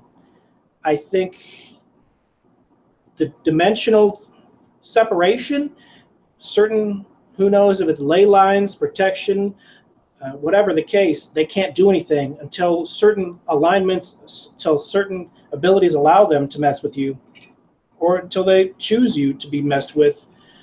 And perhaps the entity that knocks stuff over is my familiar that's always been right next to me. Assigned to you. Yeah. And perhaps it can't do it in this room, but it could back in Santa Maria in that room. So I don't know. obviously no one knows. That's just one theory I have going right now. Right. I think it might follow me to a certain extent. Mm-hmm. Well, it's funny to the degree that there could be aspects. I mean, even when we have casual conversations about the way that we sometimes get in our own way, or the way we could be upset with, angry at our own selves. I want to be on this diet. I want to lose all this weight, yet I keep on going back to the ice cream or whatever. And it's like the person that wants to be on the diet is looking at that person that eats the ice cream like they're a totally separate individual. And there's theories about dissociation and dissociative personality disorders that involve these sort of things. And that's why you have things like therapies that are designed to be integrative. So, like Carl Jung said, it's like it might feel like it's a familiar spirit assigned to you, but if it's assigned to you, and it might just be a part of you, even though it might be in some way distinguishable from another part of yourself or your core personality. So Maybe. all right, Oh, do you have something to add, Brandon? I do, but I was going to say there's a question in the chat. Go Yeah, ahead, John. let me just answer the question. Someone says, what do you mean by a familiar spirit since birth? Yeah. What is it, and why stay away from it? Well, I think personally it's as generic and cliche as an angel and demon. I think we all have a positive and a negative assigned to us. I'm not an authority. I'm not a preacher. Believe it or disbelieve it. Do what you're going to do. But all I can say is Aleister Crowley tried his whole life to contact the negative side, and apparently he was successful to an extent where it helped him write a book, or maybe that was some other entity. But reaching out and trying to contact, let's say someone asked me, how do I contact my angel? You don't even know if it is going to be your angel, but I can tell you this. The demon wants to contact you 1,000 times more than the angel. It's going to be ready and willing, as opposed to the angels are so separated. I think in a higher dimension, if they exist, that angels watch. Angels record everything and watch you. Mythologically speaking, they don't. It's their job to not interfere directly. Whereas a demon's going to break the rules. Demon's going to have a similar rules to not interfere, but because they're lower and they like messing with humans, they're going to jump at the chance. And I don't know. It's obviously different for everyone. I didn't believe in poltergeists necessarily until it happened to me. I was ignorant of the subject.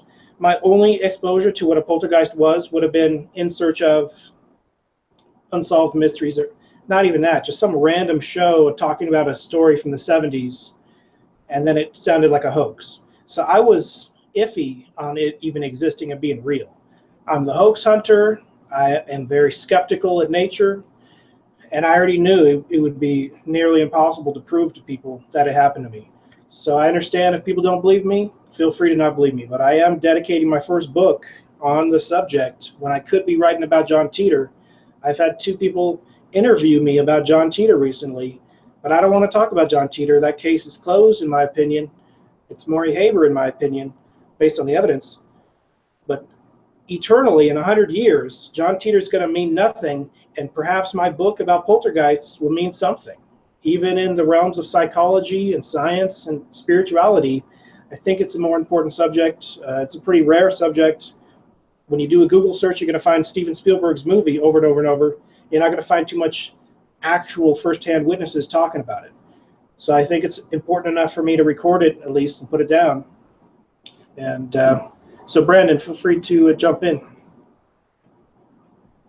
Yeah, no, I think that what you were saying about focusing on trying to figure out what happened to you and your experience and the science and research that you do more important than the Teeter stuff. But for sure, you're like the expert when it comes to that. And let's face it, you had way more opportunities to be interviewed by a lot of different people, but you just which is good in a way because which is, but yeah, I'm just saying like the interest was big, was pretty big, and you're kind of known for that. Books have been written with you in them, chapters dedicated to you and stuff. So but I really commend you for moving on and trying to figure out what's going on here on in the spiritual realm, and going back to crazy I forget what we were talking about. CW said something about I was dating my handler or something like that. Well, I actually met a woman at a conference one time, and she kind of took a liking to me and gave me her phone number and stuff.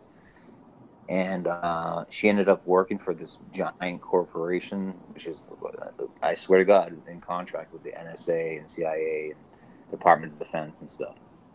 A big, big company. And she told me that I'd had to be cleared to be her boyfriend. So yeah, it was pretty interesting. Scary. She hacked my phone and stuff.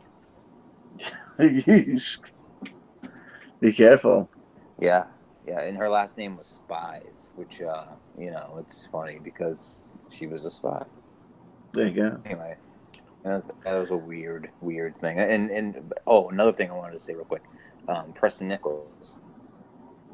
I did have the opportunity. I was about to meet Preston Nichols, actually, because Peter Moon is friends with a woman who's the poetry Bram Stoker Award-winning poet, and she's a girl, and we were going to go on a date and go up to Preston's house, and I was all down for it and stuff like that. And she's like, "You should go there." She's like, last time I was there, like, she brought a guy, and he was only interested in the guy, and he makes like pants or something like that, and like lay down on a bed or something. It's crazy. So I almost went up there just for curiosity reasons, just and she said one time, she's like, "You know what you said one time?" So what? She's like, "Hey, you know what? I know who Jim Morrison's son is." I go, "Oh my God, like, he had a son? Like, who is it?" And he's like, yeah. Don't tell anybody. Val Kilmer. So, just wanted to tell those stories. I think they're pretty funny and indicative of Preston as a person. Right. Well, the famous Montauk chair, right? What was the story? Like the young man to part of the whole reconstruction and deconstruction experience of finding out that you're a Montauk boy. Apparently, for a while, involved you with a dude like Duncan Cameron, Preston Nichols, or Stuart Swerdlow, or a bunch of those guys, putting you in some sort of deep hypnotic state as you were butt naked in a Barca lounger. Well, yourself. Preston claims that the memories came back when he saw Total Recall starring Arnold Schwarzenegger, that the chair triggered his memories of the Montauk chair. But when I researched a little bit more, I found many different similarities between sci-fi movies, and I think Preston simply watched a bunch of sci-fi movies. There's a scene in the book where Preston chopped the power line to stop the super advanced alien computer, which was running itself, and he said they couldn't turn it off, and it created the beast, and the beast was running around attacking whatever. Right. So Preston chopped the power line, the main power line, after turning it off, and the off switch wouldn't work. And Preston said he chopped it, and it was still getting power from like the power lines. It was still charging itself somehow using the type of energy, that cliche energy, the 0 point energy. Right. And then I watched Superman 3 with Richard Pryor. And there's a scene in Superman 3 where there's a supercomputer, and the supercomputer, it can't turn it off.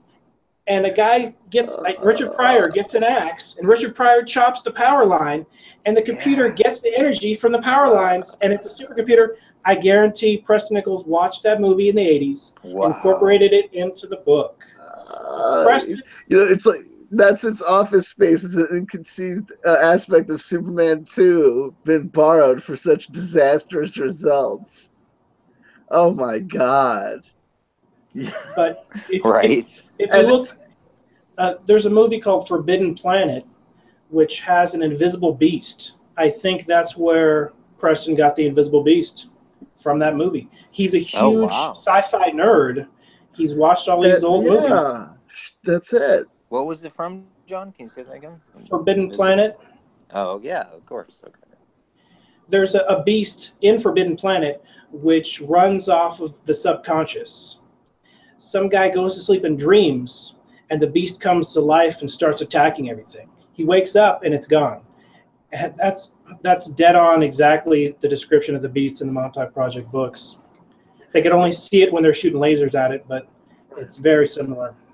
Well, because we were talking about Carl Jung before, and we were talking about synchronicities and these sort of things in literature. We have to, if we're talking about Forbidden Planet, then we have to talk about Shakespeare's Taming of the Shrew. And doesn't that get us right back to the true invisible beast, which is really that internal drive within us, that part of us that knows that there's something desperately wrong with the current situation, and manifests itself in all sorts of freaky ways. Not to say that this stuff isn't real, not to say that these poltergeist manifestations aren't real, but more specifically talk about the fantasies of a guy like Preston Nichols, really saying much more about his internal wiring than it does to say anything about what's happening in the world of conspiracy or hidden or occulted knowledge, you know? So someone asked, have I ever watched Hellraiser? See, I'm not a horror fanatic. I'm not a horror fan.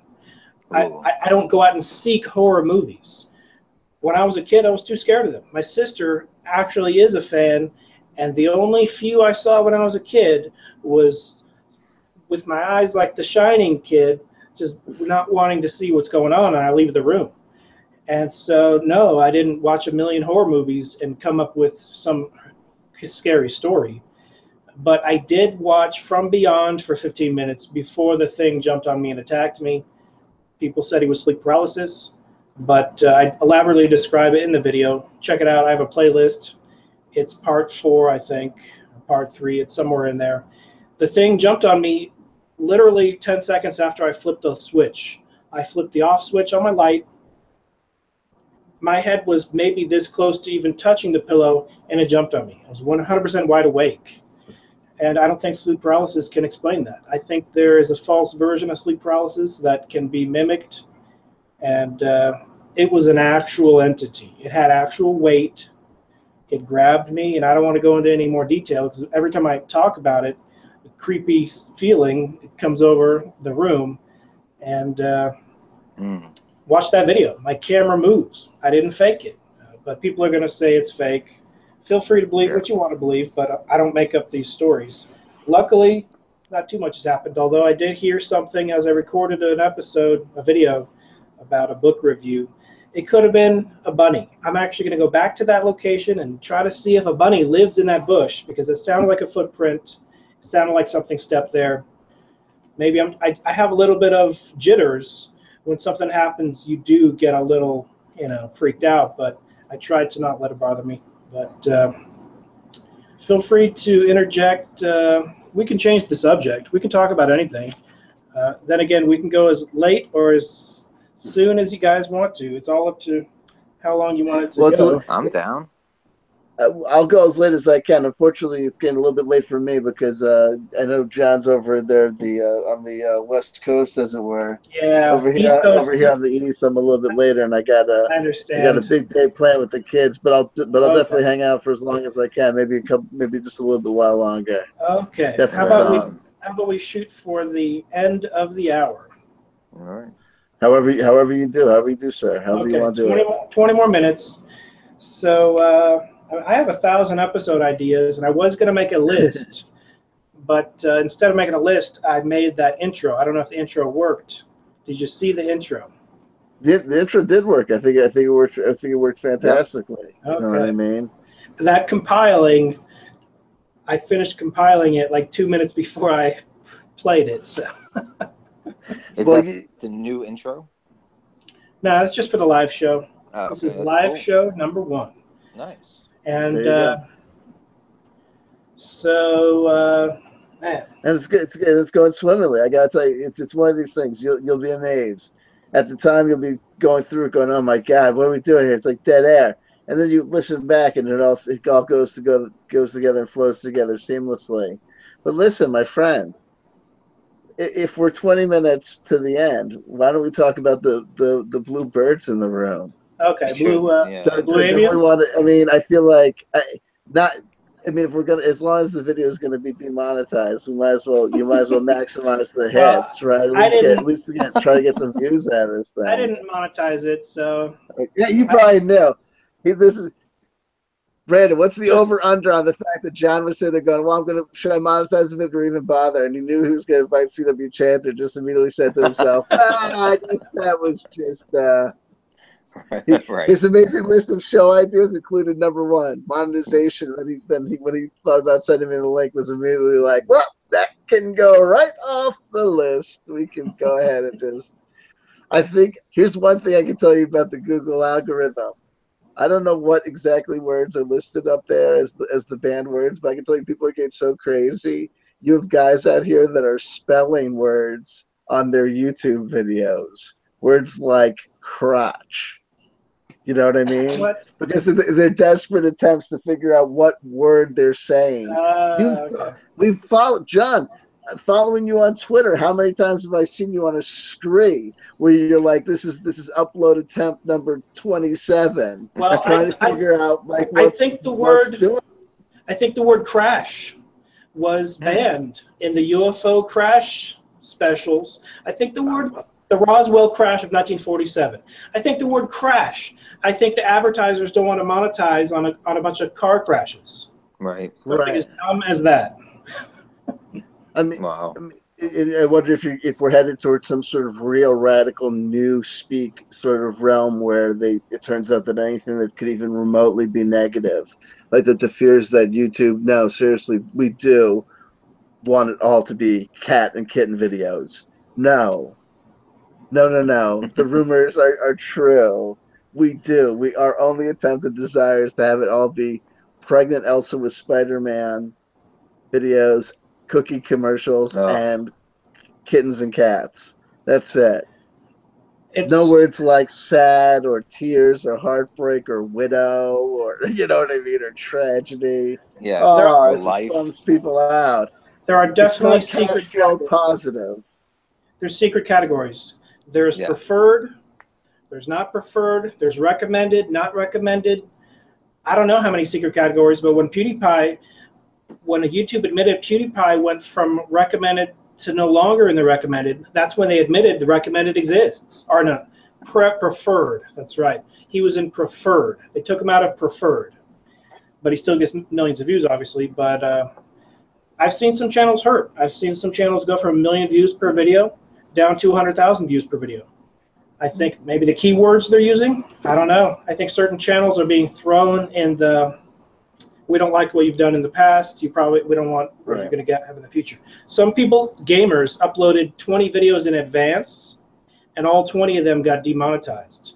It's almost like YouTube doesn't want people to use their servers for storage space. They want you to only upload brand new. They don't want you to save 20. But I guess that's understandable. Google does lose money every single year. Look it up. And yeah. Well, they have to keep building storehouses of servers and servers for every kid that wants to upload of 17 hours of Minecraft. Yeah, exactly, right? I mean, even even with all the potentiality of all these computer and storage and all these things, I would still turn to people all the time and say, look, after looking at my channel, knowing that I'd done multiple 8-hour, Google Hangouts, and thought to myself, there's just no way that this can continue forever. There's just no way that this sort of, and that's what I think is so interesting. Like, it's like I highlighted this in a video I did before. This kind of this essential warning about libertarian arguments that we're seeing with people's experiences with social media like YouTube, Facebook, and Twitter. These are private companies that, as common carriers, owe you some obligation and duties, but their terms of service are for them and not for you. And they don't serve you, and they can absolutely do all these things. And see, I turn around, I saw people, and I don't blame them. I don't blame people for feeling like there's a social contract at some point between them and Google to say, if I've been making money for you, or you've been allowing me to believe that this system exists where I can dedicate my life to producing content for your platform, and then you turn around and you stab me in the back, and all of a sudden, guys that they thought that they were living on easy street because their mortgage payment was taken care of, and they had their car payment was taken care of, and then all of a sudden they turn around and they're like, my cash flow went for, I can't believe I'm getting paid for this stuff, to how am I going to get paid for this stuff? Yep. So I'm going to go investigate. See, I think brainwashing happens. I think brainwashing works. I don't know if anyone here has been brainwashed, but I can say to a certain extent, I've been brainwashed a little bit by this Poppy character. This Poppy book is hilarious. Here it has this is what it's all about, but she has some woodcuts that she took straight from Google Images, which is kind of cool. It just says, "I'm Poppy" 1,000 times, and then it says, "You are saved." And it's a joke. It's making fun of religion, but right. I do want to invest. I'm investigating it to the point where I'm creep. I don't want to be a creep. I just want to see what a live show of this person is going to be like. Yeah. So I will be at a Los Angeles live show of Poppy, and I'm not going to get the VIP. I'm just going to be in the back row seeing what it's like, just for investigation reasons. Yeah. Who knows what will happen? I thought it was investigation reasons. See, that's what I gotta tell you about my new expose about New Jersey strip clubs. I've got this theory that they're brainwashing us with pasties and thongs, and I'm gonna get to the bottom of this. No matter where it goes, I'm gonna follow my nose. I've made 3 videos. I'll follow my nose. Nobody knows where the nose goes when the nose grows, but I'm gonna find out what's happening in the back. I don't care how many champagne. I don't care who I have to fuck. I've made 3 videos. I've made 3 videos, but, I mean, really critically saying, this person's kind of shady, because some shady stuff did happen around it, but it's just a joke cult. It's not like the Blue Avians, which is not a joke. It is a joke, but it's sad for the people that think it's real. No one thinks Poppy is a cult leader. It's just a joke, but I think I've been brainwashed by the videos enough to pay for a ticket for the concert. It's just a tiny club in LA. I thought I would check it out. And I'm going to go back to that occult bookstore. I'm going to investigate. I've been there many times, but I've never been to that club. I'm going to check out the Viper Room. I want to check out the Comedy Store. I've been there 1,000 times. I've never been to those places. Just want to check it out. Just want to see what's going on, except for that occult bookstore. I'll go back to that one, the one that David Bowie may or may not have been to. You gonna go to the Comedy Store? That's cool. Yeah, I want to check that out. Yeah, I've never been there. Should, yeah. Apparently, it's the You've never been to the Comedy Store? Oh man. You've never been to the Laugh Factory? Never been to Bananas on Route 17? Oh my God, I can't believe this. Really? So, you never been to Chucklers?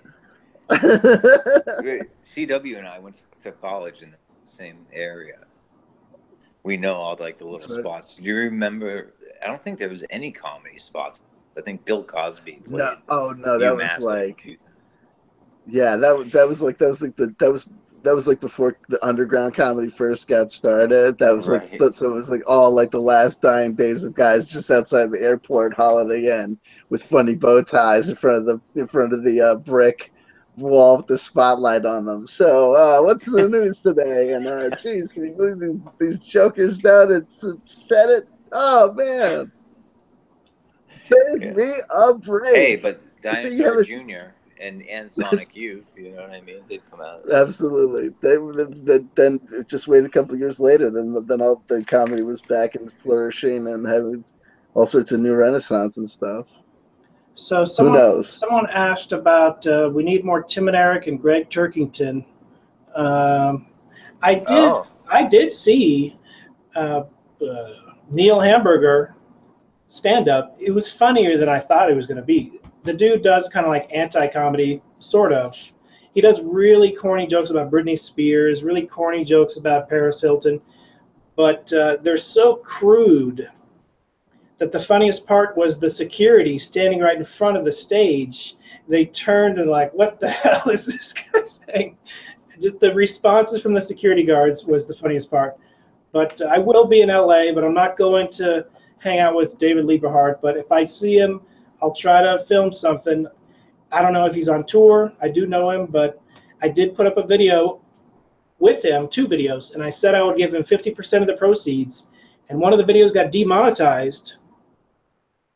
And I changed his name, David Lieberhart, to DLH, and now it's approved. Now it's monetized. So I'm going to tell him, I'm going to record it. I'm going to say, hey, did you know your name is not approved, not ad friendly?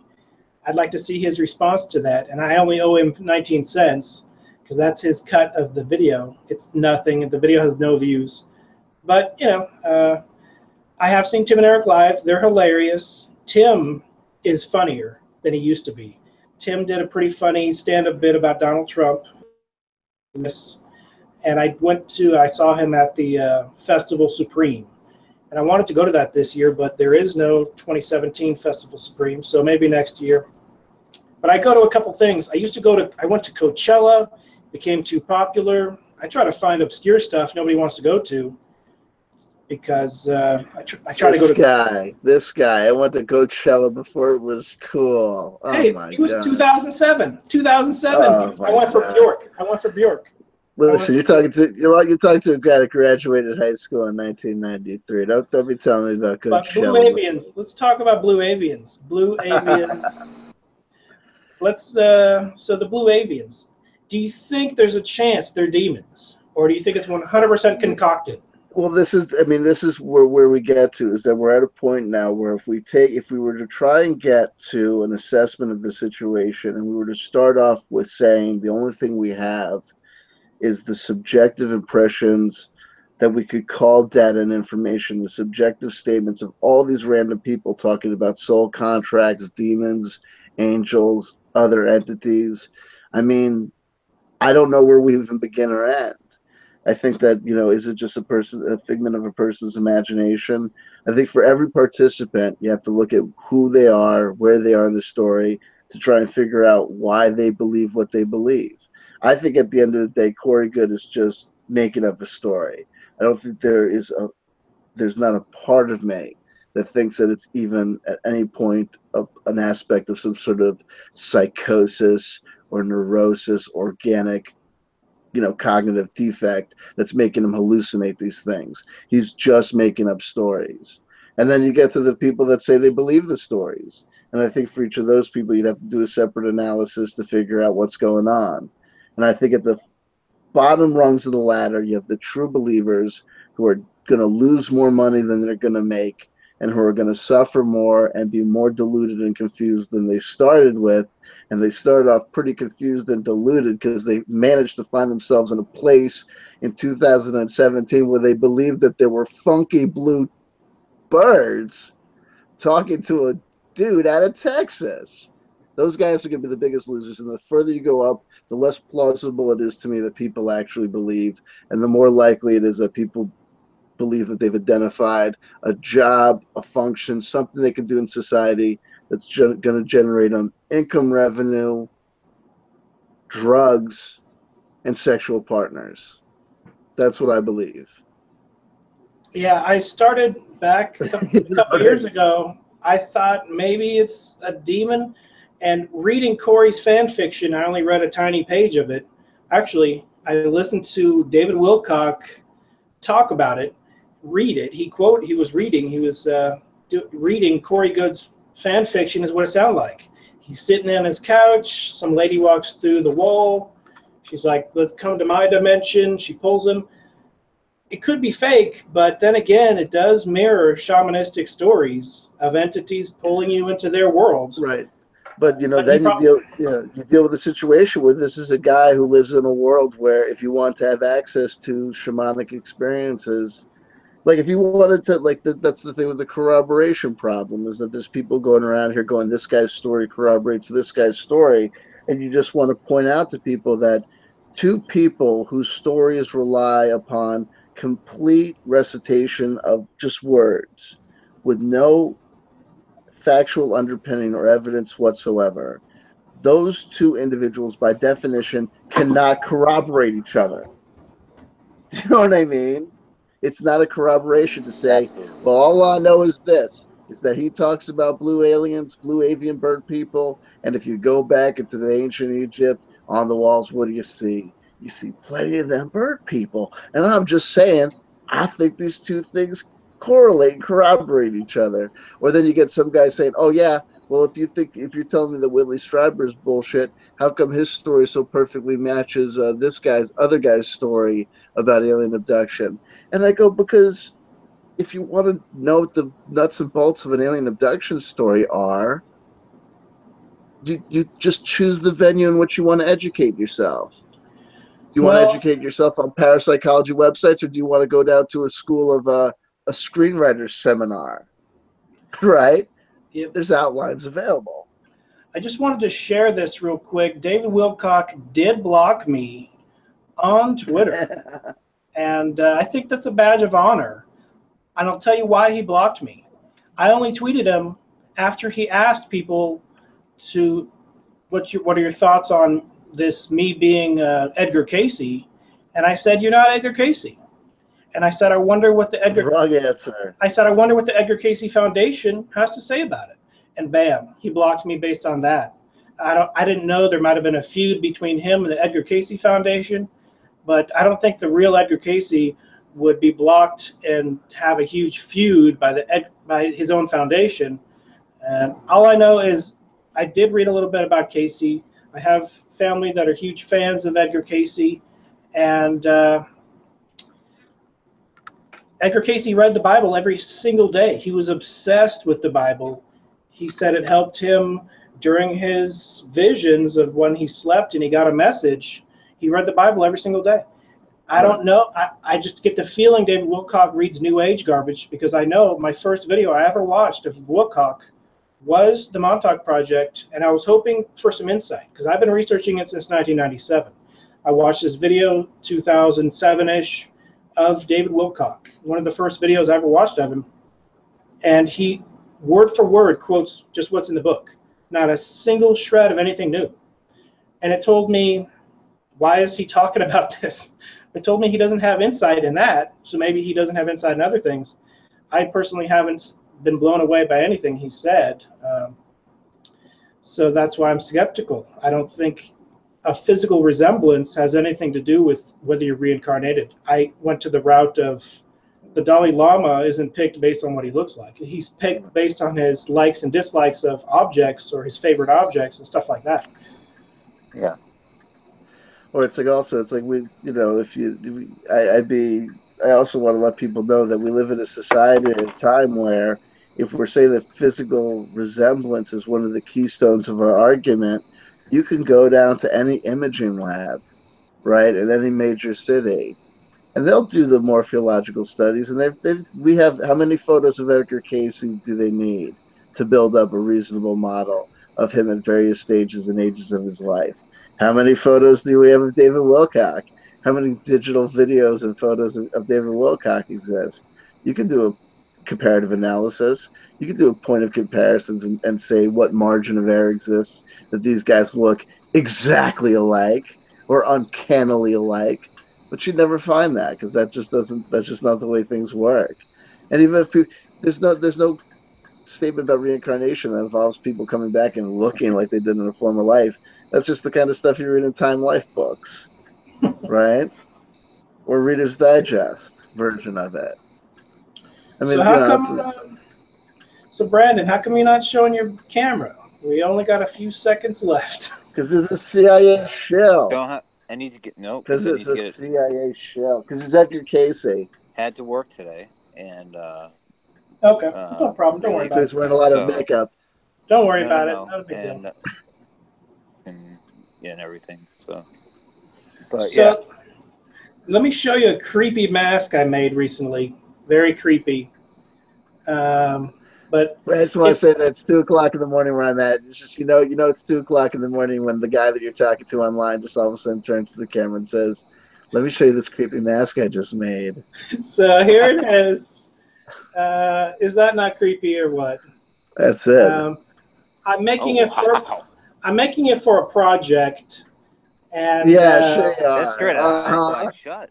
That's right, an Eyes Wide Shut. I was gonna say it's Eyes Wide Shut. When you're hanging out at some dude's house and you open up the wrong closet and the mannequin pops out. Oh, that's just an art project. I'm just a fan of different mediums of art. Like I did make Pyramar from scratch. I know, this is the first piece of felt art I've ever made. I've never made felt art before, but this is just cardboard with. I tried to make it a puppet, but the mouth doesn't open.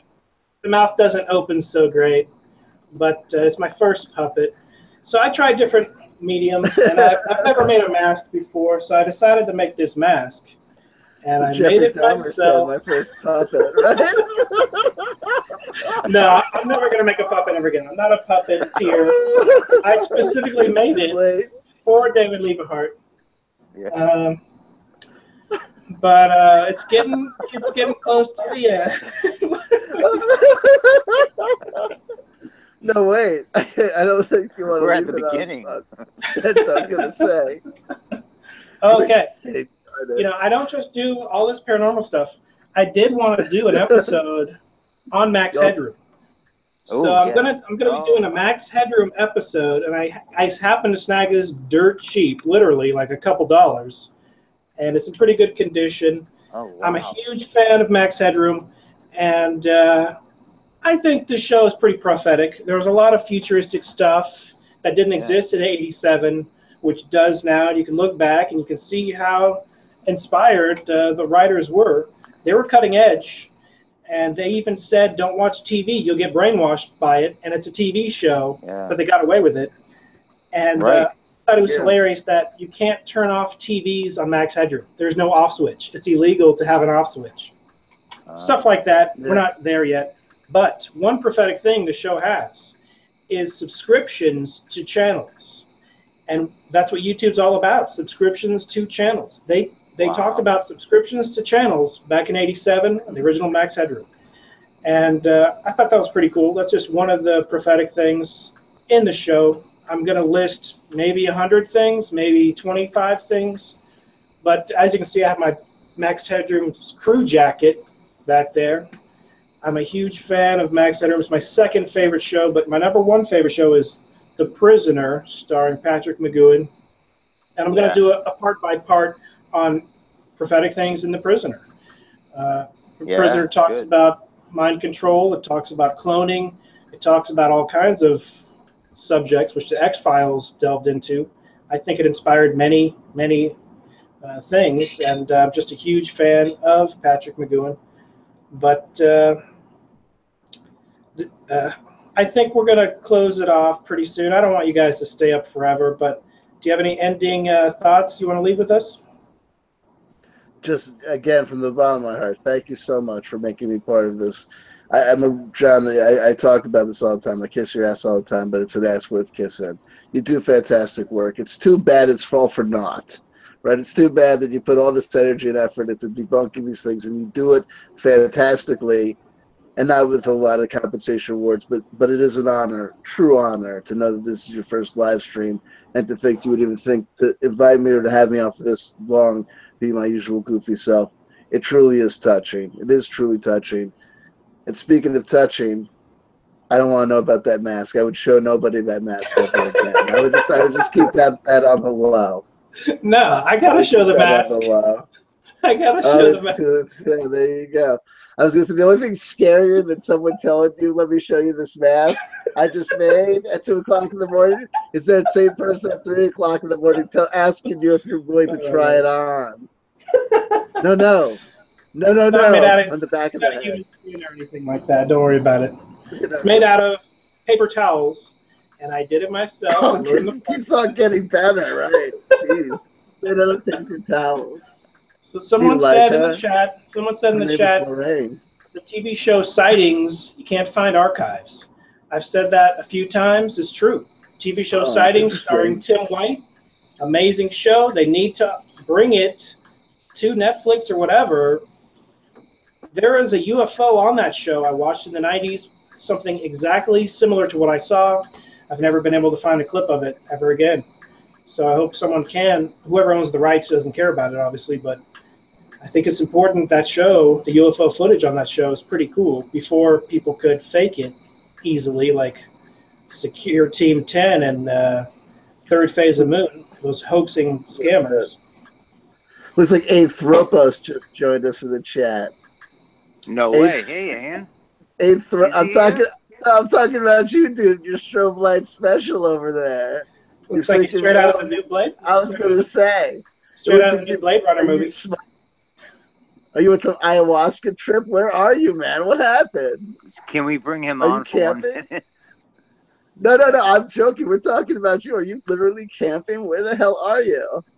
Oh, you're talking about me? I thought Anthropos. I'm talking about you. The minute you showed up, looking all sorts of Colonel Kurtz, right?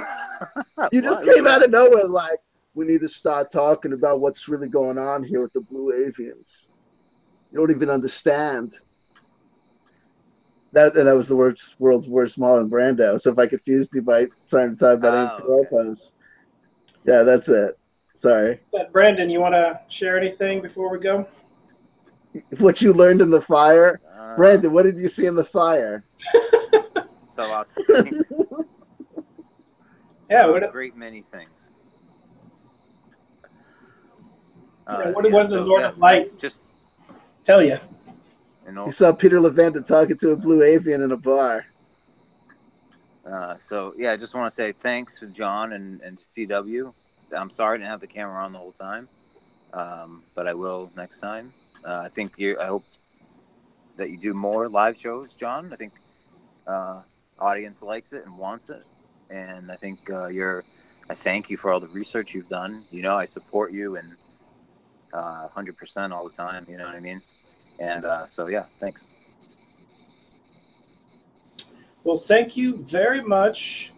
I guess this is going to be the conclusion, unless CW want to add one more thing. But all right, this is the conclusion of the first live stream of John Razimus, Hoax Hunter, CW Chanter, Brandon Young special. And until next time, I thank you for watching. Be seeing you. So he knows he's a cult. Oh yeah. So shout out to PJ Coleman. Who's that? Are we still on air? No idea.